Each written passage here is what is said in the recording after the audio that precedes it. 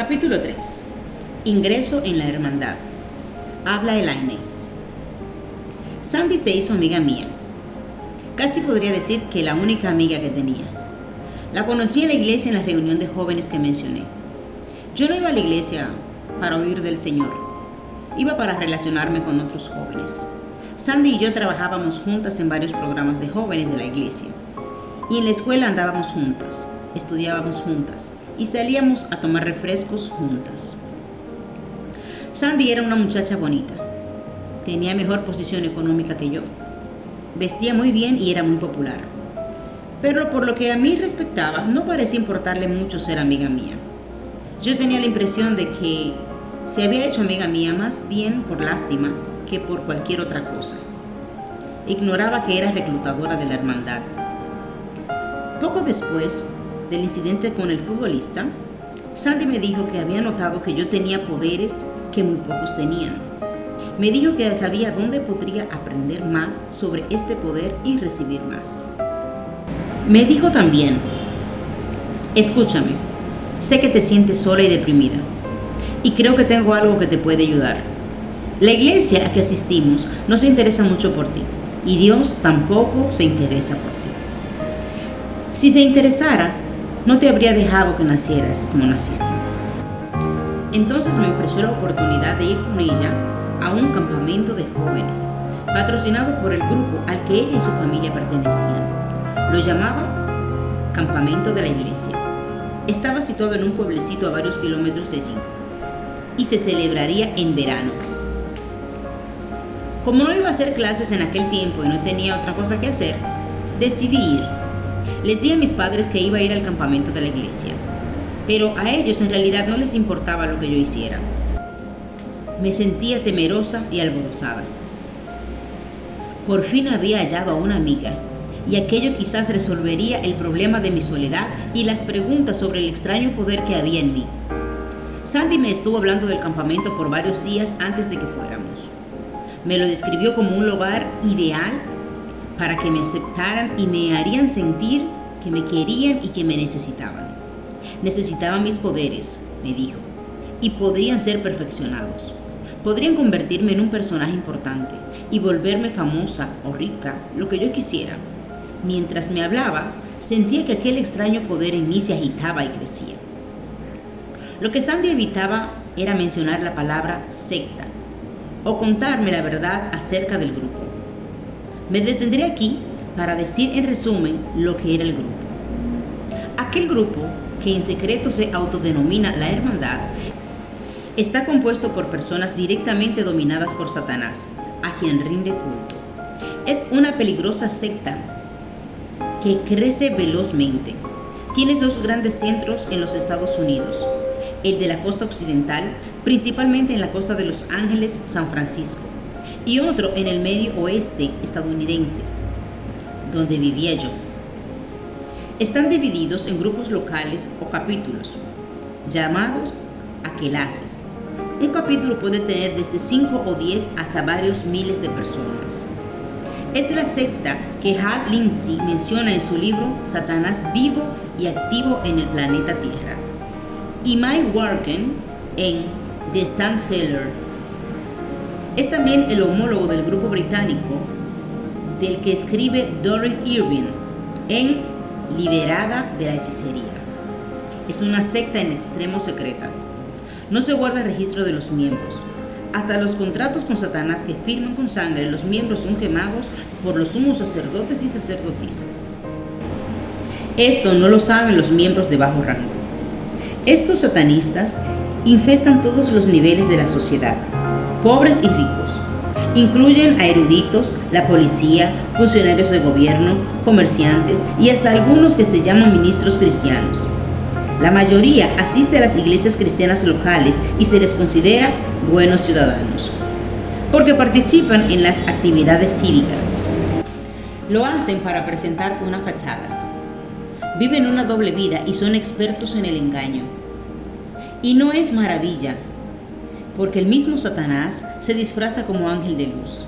Así que no es extraño si también sus ministros se disfrazan como ministros de justicia. Segunda de Corintios 11, 14 y 15. En sus reuniones utilizan nombres codificados, de modo que cuando se encuentran en la calle, a menudo no se conocen por su verdadero nombre. Son sometidos a la rígida disciplina de Satanás y los demonios. Ofrecen sacrificios humanos varias veces al año y de animales una vez al mes. Los sacrificios humanos, la mayoría de las veces, son de recién nacidos, hijos de miembros solteros de la secta, atendidos por médicos y enfermeras de la secta. Como la madre no va a un hospital, no queda constancia ni del nacimiento ni de la muerte del bebé. Otros sacrificios son víctimas de secuestros o miembros de las sectas que son disciplinados o se ofrecen voluntariamente porque, supongo yo, ya no pueden vivir consigo mismos. Muchos de ellos son asesinos de sangre fría, en extremo habilidosos. Cada aquelarre es dirigido por un sumo sacerdote y una sacerdotisa. Estos llegan a esa posición ganándose el favor de Satanás por medios diversos y por haber ido obteniendo mayores poderes de brujería. Además, hay muchas luchas internas en el grupo. Dentro de la secta existe una élite de brujas llamadas Hermanas de la Luz o las Iluminadas. En los Estados Unidos hay varios grupos ocultistas que se llaman a sí mismos los Iluminados, aunque la mayoría no forma parte de la hermandad. Hay un grupo llamado los Iluminados y la mayoría de sus miembros son descendientes directos de los druidas de la antigua Inglaterra. Son en extremo poderosos y peligrosos y están conectados con la hermandad. Realizan con frecuencia sacrificios humanos.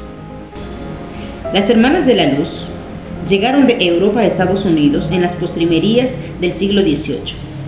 Datan de la Edad Media en Europa, pero ciertamente tienen sus raíces en los hechiceros del antiguo Egipto y Babilonia. Tenían tanto poder que pudieron reproducir 3 de las 10 plagas enviadas a Egipto en tiempos de Moisés. Véase Éxodo 7. Aquellos hechiceros eran increíblemente poderosos. Podían producir enfermedades y matar sin tocar físicamente a la víctima hasta a miles de kilómetros de distancia. Es obra de demonios, desde luego. Pero estas personas han sido inducidas a creer que dominan a los demonios cuando en realidad Satanás y los demonios se están valiendo de ellos. Personas dominadas por los demonios cometen atrocidades dentro de la secta. Tan dominados están que pierden todo sentimiento de amor y compasión y se vuelven tan crueles que apenas parecen humanos. Hablaremos más de esto posteriormente en el libro. La rapidez con que crece la hermandad es señal de que estamos en los últimos tiempos y es cumplimiento directo de la profecía bíblica. En los Estados Unidos y en todo el mundo hay miles de sectas y grupos que adoran y sirven a Satanás bajo muchos nombres distintos. Muchos no llaman a Satanás por este nombre, sino por algún otro. Muchos simplemente se refieren a él como el maestro. Además, hay muchos grupos independientes de brujas y satanistas a su propio estilo. Las costumbres y estilos de adoración varían ampliamente entre grupos y organizaciones. Yo me inicié en la secta cuando asistí con Sandy al campamento de verano. Me sentía muy emocionada al llegar. Y con esa emoción olvidé bastante de lo que vi y escuché. Primero nos llevan a los dormitorios y nos hicieron sentir muy bien. Había muchas instalaciones en el campamento, museos, bibliotecas, diferentes casas donde se podía ir a visitar clarividentes, hipnotizadores, lectores de la mano y de barajas, expertos en vudú, etc. Algunas de aquellas personas vivían allí todo el año y otras no. Era el lugar en el que la secta oficialmente se relacionaba con el público que no nos conocía.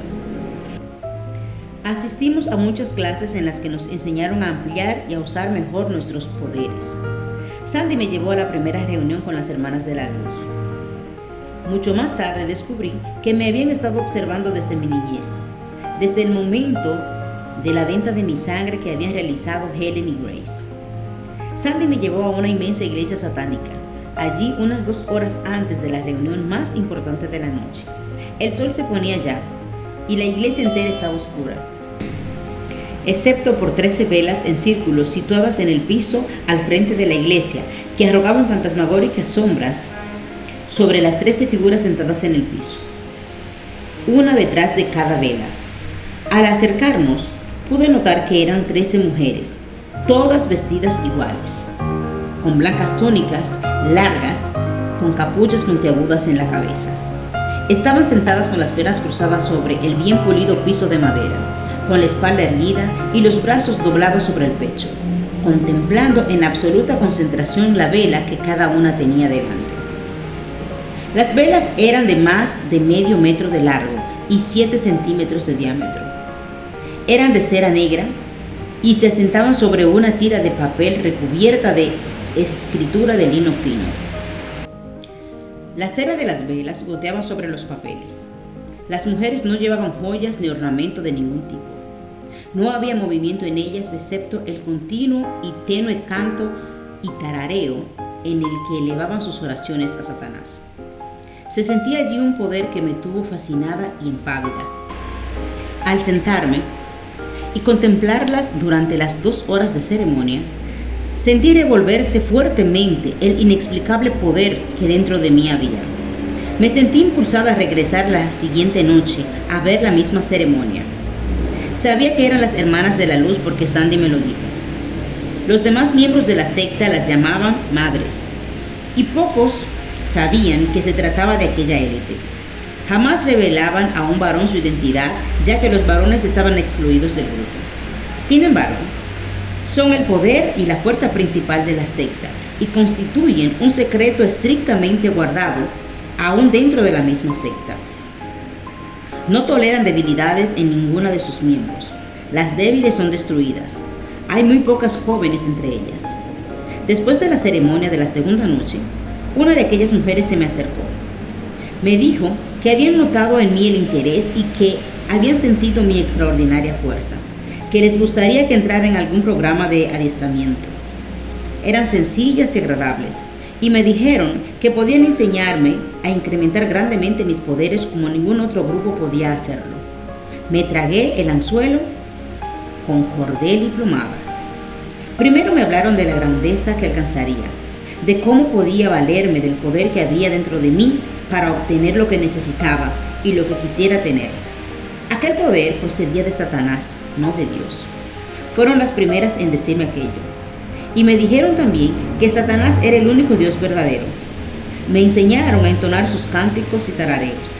Me dijeron que si quería algo, solo tenía que encender mi vela y poner mis oraciones debajo. No solo peticiones a mi favor, por supuesto, pues no debía ser egoísta. Podía orar por la mejoría de una persona o por su caída. No importaba, siempre y cuando hubiera el nombre de otra persona en el papel además del mío. Por fin llegó el último día. Yo ya estaba lista para el regreso a casa. De pronto me vi enfrente a la realidad de la que la bondad de la gente del campamento era una fachada y que mi participación ya no era un juego, ni tampoco era voluntaria. Cuando me encontré con Sandy para el regreso a casa, me dijo que las hermanas de la luz le acababan de decir que a mí y a otras personas, especialmente dotadas, nos estaban ofreciendo un entrenamiento especial. Me dijo que las hermanas de la luz, junto con el sumo sacerdote y la sacerdotisa, querían hablar conmigo brevemente en la iglesia antes de que me fuera. Fui a la iglesia y entré junto con otros. Después de entrar, vi que inmediatamente unos guardas armados se situaron frente a las puertas de entrada de la iglesia. El gran sacerdote nos dijo entonces que habíamos sido seleccionados para unirnos a la hermandad, lo cual significaba firmar con nuestra propia sangre un contrato con Satanás en una reunión a la siguiente noche. Le pregunté qué decía el contrato y se me dijo que yo estaba entregando a Satanás mi cuerpo, alma y espíritu a cambio de muchas bendiciones. Se nos dijo que si no queríamos hacerlo, emplearían cierta persuasión para hacernos cambiar de opinión. Les dije que de ninguna manera iba yo a firmar un contrato así. La sacerdotisa me tomó aparte y me informó que no tenía alternativa. Le miré fijamente a los ojos y le dije: vete al infierno, perra asquerosa. Creo que ustedes son horrendos, así es que no voy a firmar nada. Inmediatamente, un guarda de gran estatura que esgrimía una metralleta se puso detrás de mí. Me agarró el brazo por la muñeca y me lo dobló hacia atrás y hacia arriba con tanta fuerza que sentí que se me partía. Me ordenó que me arrodillara ante la gran sacerdotisa y le pidiera perdón por mi falta de respeto, y que si no lo hacía, me iba a estar golpeando hasta que lo hiciera. Enfurecida, le grité, pues empieza ya, porque no me voy a arrodillar ante ninguna mujer. Me lanzó un manotazo con toda su fuerza y me dio con el puño en la sien. No pude recordar lo que sucedió después hasta que desperté en una celda de 1,5 metros. Era una celda totalmente vacía con un duro piso de madera. La puerta tenía una ventana pequeña que daba a un pasillo desde el que me podían observar. Estaba casi completamente oscuro. Estuve 24 horas allí, 24 horas que me parecieron días. No me dejaban dormir, pues unos altoparlantes sonaban a todo dar. Me repetían que toda gloria, honor y honra debía dársela a Satanás, que tenía que pedirle perdón a Satanás, que Satanás era el Dios del universo. Me dijeron que tenía vigilada a mi familia y que si no aceptaba sus dictámenes y regulaciones y firmaba el contrato, los iba a torturar y a matar. Durante todo aquel tiempo me privaron de agua y alimento. La noche siguiente, los guardas me condujeron a otro cuarto donde me esperaban 2 de las hermanas de la luz. Me ayudaron a bañarme, me pusieron una túnica de satén blanca sobre el cuerpo desnudo. Estaba descalza. La túnica llegaba al piso y me la amarraron a la cintura con un cordón blanco. Me pusieron una capucha puntiaguda y mangas largas sueltas. No tenía adornos de ningún tipo. Las mujeres me dijeron que no debía luchar más, que no podía eludir mi destino. Me hablaron de las grandes bendiciones que recibiría de mi padre Satanás. Me llevaron a la reunión en una camioneta cerrada para que no viera el lugar, pero no era la iglesia satánica del campamento. Solo pude darle una mirada al exterior del edificio cuando me arrastraron hacia adentro. No tenía ventanas y estaba en un bosque. Parecía algo así como el almacén de granos de una granja, aunque estaba aislado y no había algo de paja en el piso de madera interior. El edificio estaba débilmente iluminado por muchas velas mortecinas a lo largo de las paredes. Las velas estaban en grupo de 3, una negra, una roja y una blanca en cada grupo. Había de 200 a 300 personas sentadas en burdos bancos de madera de frente a la entrada del cuarto. En la entrada había una plataforma de madera rodeada de llameantes antorchas sobre pilotes de 1,5 metros de alto. Al frente, en medio de la plataforma, había un par de piedras sin labrar que parecían una montura de caballo. Más tarde me enteraría de que de veras lo era, para permitir una fácil movilización. Las piedras eran grises, con muchas manchas oscuras, resultado de la sangre de los muchos sacrificios de animales y seres humanos realizados en aquel altar. A pesar de mi agotamiento y temor, sentí un revuelo de emoción al recibir el tremendo poder invisible en aquel cuarto y el correspondientemente revuelo del poder que había en mí. Quemaban incienso que llenaban con su olor la habitación. Creo que esa mezcla tenía cierto tipo de droga, porque pronto me sentí bastante mareada. El cuarto quedó en absoluto silencio, mientras las figuras de las túnicas y las capuchas puntiagudas miraban con expectación la plataforma vacía. A alguna señal invisible, comenzaron a tener campanas de mano mientras el sumo sacerdote y la sacerdotisa salían silenciosamente al escenario de entre las sombras. Llevaban puestas túnicas idénticas. Eran de satén negro, el mismo estilo que la mía. Ribeteadas de rojo en la capucha, los bordes delanteros y los bordes de las mangas. Tenían un cordón dorado atado a la cintura. Iban descalzos, como los demás. Cada uno llevaba un cetro de 1 metro de largo. El de la sacerdotisa era dorado. En la parte superior tenía una cruz invertida con una serpiente que culebreaba desde la manilla hasta la cruz. El cetro del gran sacerdote tenía el mismo diseño, pero era de plata. Los llevaban reverentemente en el pliegue del brazo. Su presencia era impresionante, y por primera vez tomé conciencia del tremendo poder que tenían y los envidié. Había muchos guardias armados en aquella reunión, por dentro y por fuera del edificio. Era la primera vez que presenciaba de verdad la reunión de una secta. Los demás no habían sido más que teatro y alarde. Después de las palabras iniciales, 2 guardas me condujeron frente al altar. A mí y a los demás nos presentaron a la congregación como nuevos miembros, ansiosos de unirse al grupo. El gran sacerdote fijó su atención en mí y dijo: hermanos y hermanas de Satanás, les presentamos a esta joven llamada Hermana Valentía, mi nuevo nombre. Se la presentamos porque ha solicitado ser uno de nosotros. Y ahora a nuestro Señor y Dios, nuestro amo, Señor del universo y también el destructor, Satanás, le decimos: esta joven, la hermana Valentía, la entregamos a ti para que obedezca a tus órdenes y sea lo que tú quieras que sea. Le hemos prometido tus bendiciones según nos has indicado que prometamos. Me entregaron entonces un cuchillo para que me hiciera un corte en el dedo, pero no quise hacerlo. Inmediatamente, uno de los guardias me descargó un latigazo en la espalda que me hizo retorcerme en agonía. Pero yo estaba determinada a no doblegarme ante ellos. Con un chasquido de dedos, la sacerdotisa le indicó al guardia que no me golpeara más. Con una voz que destilaba desdén, le dijo que había maneras mucho más efectivas de mostrarme mi equivocación. Observé asombrada cómo ella y el gran sacerdote se situaban en los 2 extremos de una gran estrella de 5 puntas dibujada en el suelo del escenario. La estrella estaba pintada dentro de un círculo y en cada punta había una vela negra. Con un simple gesto, sin siquiera tocarlas, la gran sacerdotisa encendió todas las velas a la vez. Entonces comenzó una invocación y el gran sacerdote se unió a ella en la entonación del conjuro. La gente se unió al cántico en cierto punto cuando el tintineo de las campanillas lo indicaba. De pronto, la estrella se vio envuelta en un murmullo de humo y luz enceguecedora. Al instante, el cuarto se llenó de un mal olor como de azufre en ebullición, y un enorme demonio apareció en manifestación física en el centro del círculo, rodeado de llamas. Era inmenso, de casi 3 metros de alto.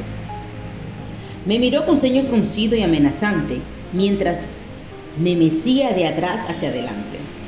La gran sacerdotisa, Grace, se volvió a mí y me dijo que si no obedecía y firmaba el contrato, me entregarían al demonio para que me torturara hasta la muerte.